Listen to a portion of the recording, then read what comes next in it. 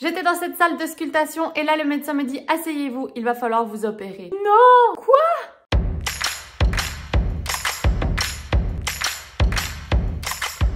Hey salut! On se retrouve aujourd'hui pour une nouvelle vidéo et comme vous aurez pu le lire dans le titre, je vais me faire opérer et je vais également beaucoup vous parler du bypass et comment ça se passe pour moi à 18 mois post-opératoire. L'hiver passé, j'avais déjà perdu pas mal de kilos, plus d'une trentaine de kilos et je me suis dit il faut se mettre au sport et j'ai voulu faire de la raquette à neige. Peut-être certains le savent déjà, ceux qui me suivent sur Instagram, je vous mets mon petit Instagram juste ici. J'ai décidé de faire de la raquette à neige plusieurs week-ends de suite. La première fois que j'en ai fait, j'ai déjà eu une douleur, mais je me suis dit bon ça va passer, etc. Vraiment des douleurs de type tendinite. Suite à ça, j'avais mal quelques jours, mais c'est gentiment passé. Je refais du sport et de la raquette le week-end d'après. Au milieu du parcours de raquette, pourtant c'était pas un marathon non plus, c'était environ 3 km. Je n'arrivais plus du tout marcher, une douleur, mais une douleur. Bref, j'ai continué, j'ai descendu le chemin. Suite à ça, j'ai dit il faut que j'aille absolument voir un médecin. Le médecin m'envoie faire une IRM et là, les résultats démontrent que j'ai des tendinopathies, c'est-à-dire des tendinites à plusieurs endroits autour de la hanche, à l'aine, sur le côté et dans la fesse. Celui-ci dit bien qu'il n'y a aucun problème dans mon articulation et que j'ai uniquement des tendinites. D'un côté, je suis super contente, j'ai que des tendinites, ça va passer.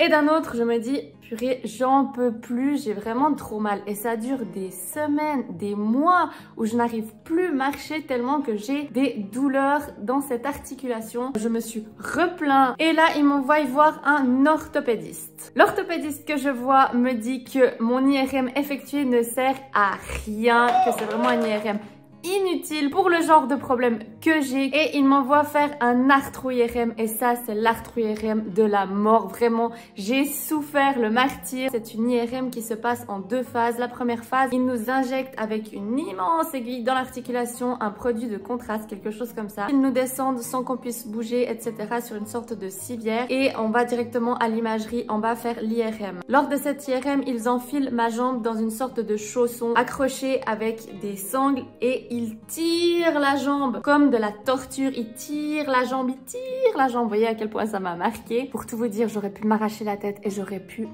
taper tout le monde dans cette pièce tellement que j'avais mal et je comprenais pas pourquoi ça faisait autant mal. Les tendinites, ouais, hein. Vient donc le moment où je retourne voir l'orthopédiste. Moi, je vais dans ma tête en me disant, bon, j'ai des tendinites, ils vont m'annoncer que j'ai des tendinites, ils vont me redonner des mois de physio à faire alors que j'en avais déjà effectué plusieurs fois et que c'est même les physios qui m'ont dit non, il vous faut vous plaindre et aller contrôler, il y a quelque chose qui va pas. Bref, je suis évidemment reçue par l'assistant de l'assistant du médecin assistant du professeur de l'assistant du... Vous avez compris. Et il me dit, je pense qu'il y a quand même quelque chose, il faut que j'aille chercher le professeur. J'étais dans cette salle de sculptation et là le médecin me dit, asseyez-vous, il va falloir vous opérer. Non! Quoi?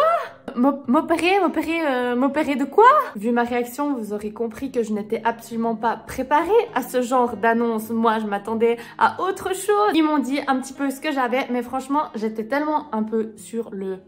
comme on dit, il m'expliquait des termes, je comprenais rien. Je me suis jamais renseignée sur comment était faite une hanche. C'était des termes tellement bizarres que je me suis dit, écoutez, là, je vais partir en vacances bientôt. C'était juste avant la Corse. Je vais revenir après les vacances. Il faut déjà que je digère l'information que je vais devoir me faire réopérer. Je vous mets quelques images de mes vacances parce que c'était tellement cool.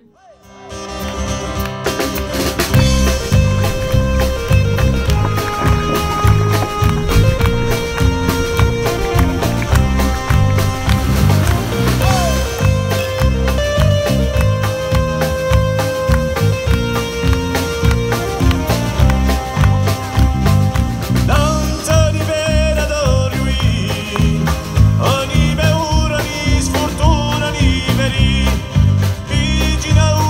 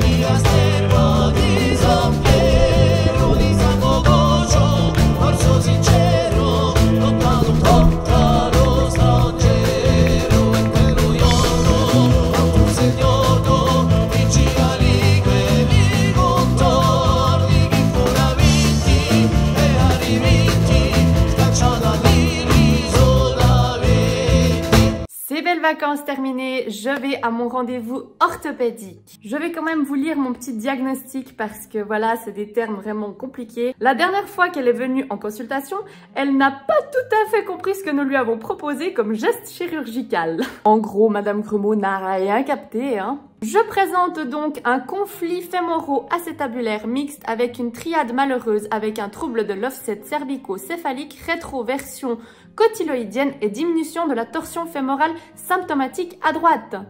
Dites-moi si vous avez tout compris, vous, L'indication pour une luxation chirurgicale de la hanche. Correction de l'offset cervico-céphalique, plus ou moins trimming du mur antérieur et refixation du labrum, plus ou moins ostéotomie de rotation fémorale est donnée. Voilà tout ce qu'on va me faire. Je vois qu'ils vont scier des os, qu'ils vont faire une balafre de 30 à 40 cm. Je mesure 1,60 m, donc environ 30 à 40 cm la cicatrice, ça fait passer 1/5 de mon corps.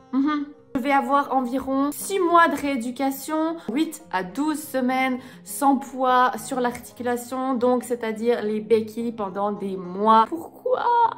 J'apprends également que ce problème est de naissance, congénitale. Super! Avant la perte de poids, je me plaignais de douleurs depuis des années et des années dans cette hanche, bas, ventre, fesses. Mais à l'époque, on me disait, mais Marie, il faut perdre du poids, c'est probablement à cause du poids que vous avez mal. Eh ben non, c'est à passer 26 ans, bientôt 27 ans qu'on m'annonce que j'ai un problème de naissance. L'orthopédiste me dit, mais dis donc, c'est tard pour vous faire opérer. Franchement, ce problème est souvent décelé en étant enfant, même bébé, voire nourrisson. Super! Mais on a souvent mis ça sous la faute du surpoids. Encore une fois, bravo les préjugés et bravo les non-recherches lorsqu'on se plaint de douleur. En tout cas, je peux vous affirmer une chose, c'est que depuis que j'ai perdu du poids, on me prend beaucoup plus au sérieux lors des rendez-vous médicaux. Et ça, je trouve ça vraiment pitoyable, lamentable, honte à vous. En résumé, cette opération n'est pas urgente. Oui, en même temps, hein, ça fait 26 ans que je vis avec... C'est pas comme si c'était urgent, quoi. Simplement qu'on m'a prévenu que les gens qui ont le problème que j'ai finissent avec des prothèses de hanche. Moi, si je laisse encore traîner une dizaine d'années comme ça, je vais avoir à même pas 40 ans une prothèse de hanche. Et ça, ils veulent absolument pas. Ils essayent de préserver l'articulation de ma hanche, de faire en sorte à ce que j'aie au plus tard possible une prothèse. Faut dire que je me... littéralement dessus de stress. Cette opération devrait être faite en janvier, mi-janvier. Je vous dirai la date sur mes réseaux sociaux, donc sur Instagram. Je ne sais pas si elle va être annulée à cause de ce foutu Covid. On m'a prévenu qu'elle pouvait être annulée jusqu'à 24 heures à l'avance. Donc super là, le stress mental, on se fait opérer, on se fait pas opérer, on se fait opérer, on se fait pas opérer. Mais voilà, c'est le jeu, on n'a pas le choix en fait. Nous sommes tous tributaires de cette pandémie. Donc voilà, surprise, je vous dirai la veille si oui ou non je me fais opérer en janvier, si ça sera repoussé ou pas. Mais qui dit alitement dit on ne se dépense plus, dit on s'ennuie, dit on a envie de manger tout et n'importe quoi, dit je stresse. Parce que oui, je suis à 18 mois post-opératoire et au niveau bypass, tout se passe extrêmement bien pour moi, mécaniquement parlant, tout va bien, mon bypass a fonctionné. Maintenant, voilà, ce qui est très difficile pour moi, c'est le côté psychologique. Je pense que je l'ai assez dit, répété et re-répété. À ce jour, j'arrive à manger une assiette normale. Peut-être un petit peu moins qu'une personne normale, mais vraiment un plat du jour dans un restaurant, j'arrive à le manger pratiquement en entier. Il peut rester quelques patates, mais voilà, c'est vraiment des quantités normales. Super, le soleil a décidé de se réveiller à 9h54. Wouhou! Si je ne m'écoute pas et que je mange un croissant à déjeuner avec une branche de chocolat, puis un Snickers avant dîner, puis 2 carrés de chocolat, puis du gruyère, puis dîner, puis remanger un paquet de chips. Eh ben, si je le veux, j'ai la capacité à avaler tout ça et sans avoir de réaction. Donc c'est extrêmement difficile. Non seulement je mange des quantités qui sont considérées comme peut-être pas mal grande pour quelqu'un qui a été opéré d'un bypass, mais en plus de ça, je supporte toutes ces cochonneries. Pour l'instant, j'ai bien tenu, je suis à un poids plus ou moins stable depuis le mois d'août. Donc ça fait quand même plusieurs mois, mais j'ai bien vu qu'avec les fêtes, voilà, les chocolats, les truffes, les cochonneries, tout ça, et ben voilà, si je fais pas attention, j'ai des calories qui montent. Je suis maintenant comme vous autres. J'ai très peur de reprendre du poids étant donné que je sais que mon corps a des habitudes de stockage. Peut-être toi qui es derrière cet écran et qui me regarde et qui n'a pas de problème de poids, tu vas probablement jamais te poser la question, mais est-ce que ça fera trop dans ta journée? Est-ce que en fait tu peux en manger 2, 3, mais t'en as envie de 4, mais non, il faut en manger 2 parce qu'on m'a dit que c'était la taille de la paume de la main, nanani, nanana. Je pense qu'on est beaucoup, même les personnes qui n'ont pas de problème de poids, à faire attention.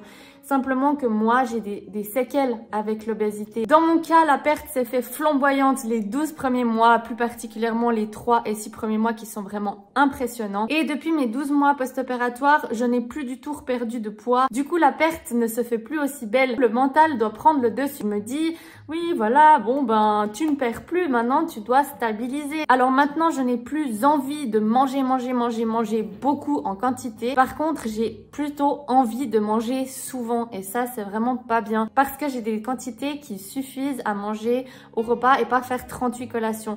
Et du coup, là, je dois me contrôler à ne pas aller piquer un petit truc en plus des repas, etc. Il faut vraiment travailler sur soi et vraiment, c'est le point le plus important. Pour moi, aller à ces rendez-vous de contrôle chirurgicaux chez le chirurgien, c'est très important parce que voilà, c'est la mécanique. Mais ce qu'il faut surtout pas négliger, pour moi, c'est le côté diététique et psychologique. C'est vraiment très important. Si quelqu'un parmi vous, parmi mon entourage, etc., pense encore à ce jour que ce que j'ai fait est quelque chose de trop facile et que j'aurais pu le faire tout moi-même et que je serais la même chose aujourd'hui, oui, effectivement, peut-être que j'aurais réussi à perdre tout moi-même, mais est-ce que j'aurais tenu ce rythme? Je suis pas vraiment sûre. Franchement, j'ai essayé je dirais pas des centaines de fois, mais plus d'une quinzaine de fois, ça n'a jamais fonctionné. Ce n'a pas été de tout repos et ça ne le sera, je pense, jamais pour moi. Au niveau des quantités, c'est vrai que j'ai fait pas mal de repas avec des gens qui ont aussi eu un bypass et nous avons remarqué une énorme différence de chaque cas. En fait, certaines personnes arrivent à manger très peu, d'autres moyennement et d'autres beaucoup. Je fais partie de ceux qui mangent beaucoup, comme vous l'aurez compris. Mais je suis vraiment choquée de ces différences entre personnes. C'est vrai que ce que je peux reprocher durant la période préparatoire de l'opération, les cours, etc., c'est qu'on nous dit souvent qu'on va manger très peu. Et finalement, quand on mange vraiment plus que ce qu'ils disent, on se sent pas bien et on culpabilise. Donc c'est vrai que ça, je regrette un peu qu'on m'ait dit vous allez manger beaucoup moins. Ben moi je trouve que je mange vraiment beaucoup plus que ce qu'ils nous disent. Maintenant ils me disent que oui mais il fallait peut-être pas prendre aussi à cœur. J'ai dit oui mais moi quand j'ai fait ces cours je prenais tout à cœur. Mais je suis toujours aussi ravie des résultats de cette opération qui a finalement clairement changé ma vie. Grâce à elle on a pu découvrir que j'avais des problèmes sanguins de naissance également à 26 ans. Nous avons découvert que j'ai un problème à la hanche. Évidemment, je suis ravie de la transformation physique. Quand je parle de ce qui est très difficile sur le plan psychologique, ce n'est pas du tout l'acceptation de moi, mis à part la peau, je vais en parler juste après, encore une fois. J'ai l'impression d'avoir toujours été comme je suis maintenant. Donc c'est aussi ça qui me fait un peu peur si je reprends du poids, c'est que là j'ai l'impression à l'intérieur de moi d'avoir toujours été comme ça. Bien que je ne l'ai jamais été, mais j'ai l'impression d'être comme je devais être. Je vois bien que j'arrive à monter les escaliers à la course sans être essoufflée, ça c'est un truc de fou parce que avant, faut pas se mentir, je faisais 3 étages même sans la course, j'avais le cœur qui tapait un peu, j'étais un peu essoufflée, enfin voilà. J'espère grâce à l'opération de cette hanche pouvoir mettre en place un petit peu un rituel de sport qui me fasse du bien, quelque chose que j'aime, donc c'est-à-dire pas quelque chose de trop intense, mais quand même quelque chose voilà qui me permette de bouger et d'apprécier ce que je fais. Je vous parle un petit peu de la peau. Oui, j'ai besoin de chirurgie réparatrice dans ma vie et ça aussi c'est quelque chose que quand on me croise, on me dit mais t'es jolie, mais t'as une taille fine, mais tu es mince. Alors le plus drôle c'est les gens qui me connaissent pas et qui me disent ah mais alors vous pouvez tout vous mettre vous hein, vous pouvez tout vous permettre, vous avez vu comme vous êtes mince. Mais à chaque fois mais je ris parce que quand je lui dis mais avant je faisais un 48, ils sont tous ah bon. Parce qu'il faut pas se mentir, avant c'était mais vous avez un tellement joli visage, parce qu'on pouvait pas me dire vous êtes jolie tout court, fallait dire que seulement mon visage était joli. Ça vous vous souvenez de ça? Oui. Bref, tout ça pour vous dire que lorsque je suis habillée on voit pas les dégâts de peau et je suis trop contente d'être en hiver parce que j'ai des manches longues, je mets tout ce que je veux, tout est caché. Le jour où je me ferai enlever ces surplus de peau, je pense que je vous montrerai et je pense vraiment que la plupart d'entre vous vont être surpris et vont vraiment découvrir ce que c'est des dégâts de peau. Actuellement, je suis pas prête à vous montrer tout ça, mais je pense que le jour où j'irai me faire retirer tout ça, je serai prête et je vous filmerai tout ça. Je souhaite avoir une abdominoplastie, enlever la peau du ventre, ça c'est vraiment le plus important pour moi, vraiment non négligeable. inévitable, ça c'est mort, je suis obligée de le faire. Et je souhaite également avoir une augmentation mammaire parce que là je triche, il n'y a rien qui est à moi. Et puis il y a aussi les bras, comme je vous disais, c'est très fripé, et les cuisses. Donc voilà, les bras et les cuisses c'est vraiment en second plan pour moi. La priorité c'est le ventre et la poitrine. Je vais tout faire pour faire les demandes correctement. Les assurances sont des petites crapules et j'espère sincèrement que ça sera accepté. J'ai espoir en mes assurances. Je vous redirai si mes espoirs ont bien fait d'être là ou pas. Je sors les petites notes que j'ai prises lors de mon entretien avec le docteur en chirurgie réparatrice. Pour le ventre, donc une abdominoplastie, nous sommes aux alentours des 10 000 francs. Pour la poitrine, entre 9 et 10 000 francs. Pour enlever le surplus de peau aux cuisses, autour des 8 000 francs. Et pour enlever la peau des bras, nous sommes environ à 6 000 francs. Ça fait à peu près 33 000 francs de chirurgie réparatrice. Et sinon, bah, comme je vous dis, je sais pas comment je vais faire, hein. Je pense qu'il va falloir que je vende un rein, je sais pas. Franchement, je sais pas. Pourquoi vouloir tant faire ces chirurgies réparatrices? Eh ben moi, je vous le dis, c'est quelque chose qui fait plus partie de moi et j'ai besoin que ça soit retiré pour me sentir mieux. J'avais évidemment prévu de faire tout ça, toute cette chirurgie réparatrice en 2022, mais ma petite hanche est venue s'entremêler. Sinon, bah écoutez, niveau bypass, j'ai pas grand chose d'autre à dire. Tout se passe bien pour moi. Je réponds toujours volontiers aux messages privés sur Instagram et aux commentaires sur mes vidéos YouTube. Donc n'hésitez pas si vous avez des questions, des choses qui vous passent par la tête. Je vous remercie parce que d'ailleurs, j'en reçois vraiment toutes les semaines. Ça me fait vraiment super plaisir. J'espère que cette vidéo vous aura plu et je vous dis à tout bientôt. Ciao!